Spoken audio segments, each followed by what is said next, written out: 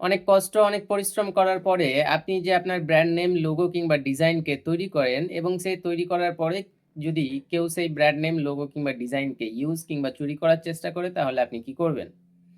যদি আপনার brand name, logo কিংবা ডিজাইনকে কেউ চুরি কিংবা কপি করতে চায়, তাহলে আপনিও ট্রেডমার্ক রেজিস্ট্রেশন করতে পারেন। আপনার যদি এই ট্রেডমার্ক রেজিস্ট্রেশন করানো থাকে তাহলে আপনিও তার কাছ থেকে পেনাল্টি ক্লেম করতে পারেন, তার শাস্তিও ক্লেম করতে পারেন, তার আম